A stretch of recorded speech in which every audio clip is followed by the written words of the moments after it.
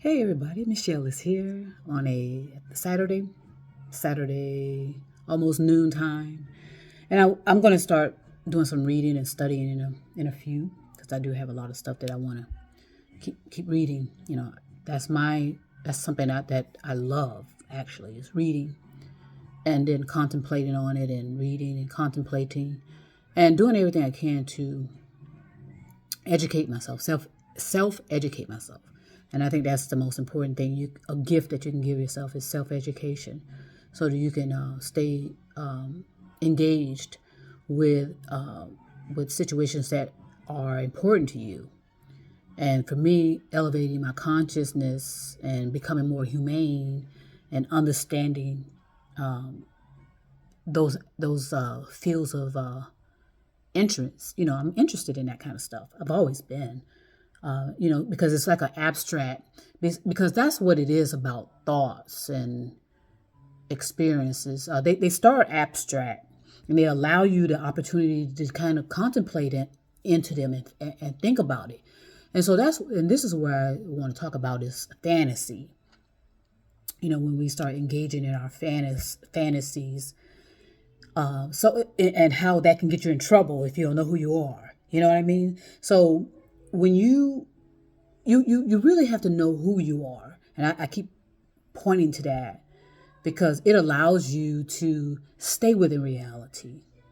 It really does. And I know a lot of people don't like to and it's a belief. A lot of people have these beliefs about certain aspects of what it means to elevate their consciousness, elevate their thought, contemplation, meditation, whatever you're doing, yoga, exercising, eating better.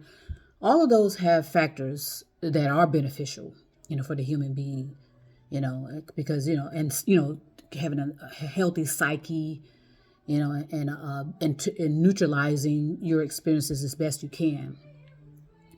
And but it is important. I mean, it is important. No matter what anybody tells you, you do have to stay within reality of your situation and make sure that you are looking around in your current environment and not living in a fantasy of what it is versus what it is not, and which allows you to continue to contemplate on what needs to be done in your own environment.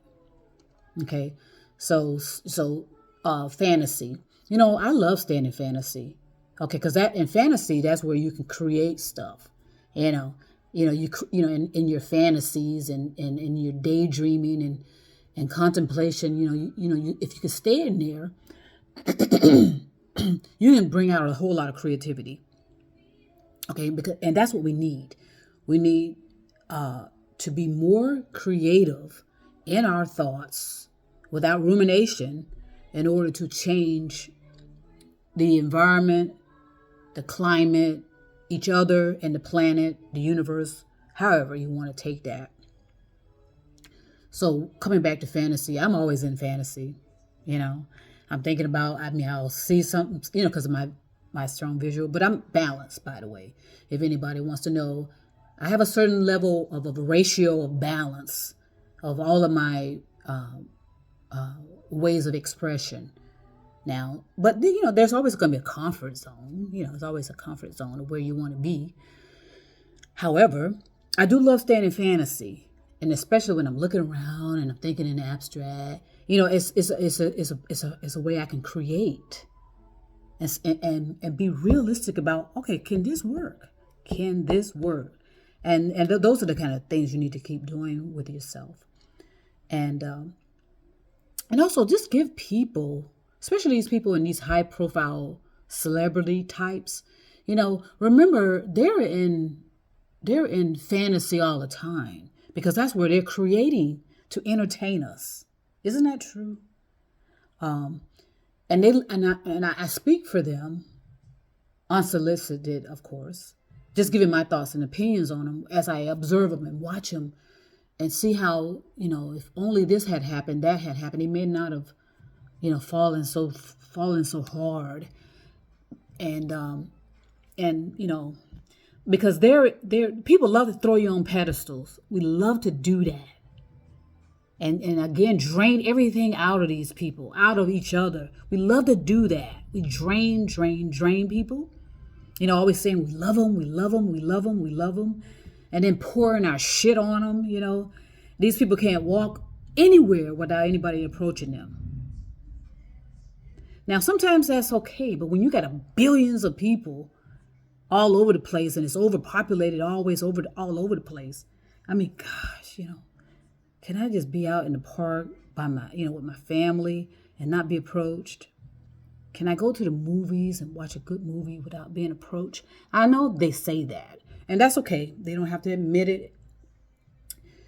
But as an individual, you need to be able to have some empathy for people. Okay, that's what you need. In other words, be able to walk in their shoes and understand their situations a little more with some compassion and understanding and being reasonable, honestly. Okay, I don't anticipate that this will change anytime soon, but it has to be talked about, because sometimes we destroy these people.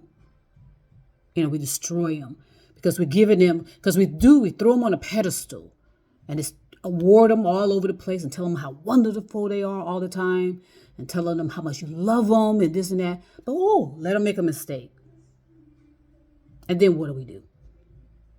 We tear them into the ground and just constantly troll them, and it's brutal. Okay, we lost a lot of beautiful icons that way because of this unrealistic demands we have of these celebrities or these people in high profile positions, or whatever the case may be. So we have to make sure we ground ourselves. If we choose to follow these people, we need to make sure we ground ourselves in reality and realize that in most cases this is just an infatuation. You don't really love these people because you don't know them. You don't know these people. You follow them because they provide entertaining to us, and they have a powerful, charismatic appeal to them. Some of them are beautiful, on the computers, on your cell phones. They bring out a certain level of fantasy. They bring out fantasy very well, and that's their job, to create fantasy for us. But it's not their job to not be allowed to enjoy the fruit of their labor, where we're always constantly watching them and spying on them, wanting to hear their conversations, wanting to know who they're sleeping with, want to know their sexual preference. It destroys people when they're doing all they can to provide the entertainment and give you all of them. But yet we always want to drain them and we want more. We always want them to sing the same songs. We always want them to always raise the bar. When we just sit on the sidelines and eat our popcorn, and pass judgment on how these people are supposed to act, how they're supposed to make you feel. That's not their job to make you feel better. Your job is to feel better on your own based on your work, and giving these people some room to breathe and be able to spend time with their families and enjoy the fruit of their labor. Okay, because I guarantee it, you wouldn't see. Well, in my previous job as a first responder, I gave it all and all until it drained the hell out of me, where I needed time, almost a year, to recover from that. Because that's what we do, when we care. But they have to have room and time to enjoy that fruit of their labor as well. Enjoy their time with their families and friends and lovers without having to always be expected of, singing and entertaining us and making us feel good. So anyway, reality. Stay within reality of who you are, and get away from expecting stuff from other people all the time. expecting people to live up to your standards when you don't know who the hell you are and you don't even know what you even want. Okay, all because somebody's entertaining you, and making you dance. Hey, that's fantastic. Somebody can get you to, but at the same time, when these people are done, they need to be allowed to go relax and recover without having us always following them in that obsessive, infatuated way, thinking that that's love. No. I mean, that would scare the fuck out of me too. It really would. And I remember there was this experience I had some years ago when I saw this beautiful female entertainer. And,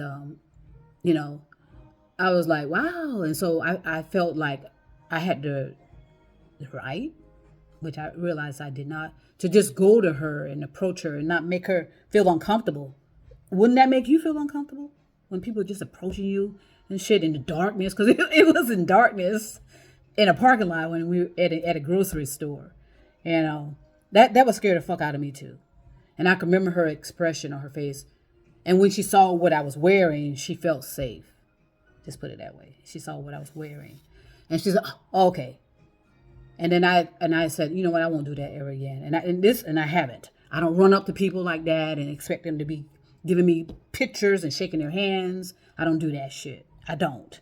I back off of people, and let them be. Let them go. I see entertainers all the time, or used to when I was out in my field when I was working.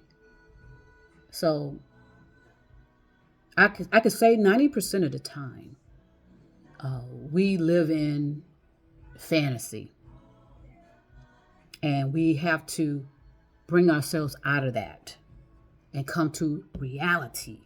Okay, what's going on in your environment that you need to take care of and that you're always contemplating on, right? But then you end up being complacent and not doing anything, thinking, okay, I'll wait till tomorrow. So I'll continue. As I said, I'm going to help because I'm going to help. There's a few of us, well, it's actually a lot of us our mission is to help people. Our mission is to help people. And this is non-religious. I just want to make this clear. It's non-religious. It's non-coercive. It's non-influence, that we're trying to influence you and not trying to force you, convince you. It's about helping, really, and helping to bring be neutral, be neutral so you can stop driving yourself crazy. It is craziness going on in the environment, in the world, in the climate, in the universe. But you have to remain calm in those, because it's going to get worse, in my opinion. Because we've been complacent for so long and we weren't paying attention to our own responsibilities and accountabilities. We always wanted to be entertained and expecting stuff from other people and draining the hell out of them. And as soon as they make a mistake, okay, we end up having them. They end up leaving this world too early. They really do. We've lost many, many fantastic icons at early ages due to these unrealistic expectations of them, and our inability to have empathy for these people and allow these people to be human beings. Okay, so I'll talk more about this, at a later time. I'm going to try to put together a series of ways of how to get the information out to people. So, and see how I can help to counter, some of the disasters we are facing, because we are facing disasters to come. And it's all cause and effect.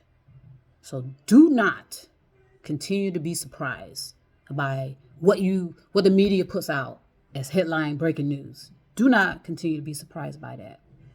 Okay? So I'll talk more at a later time. Peace and love, and enjoy your day.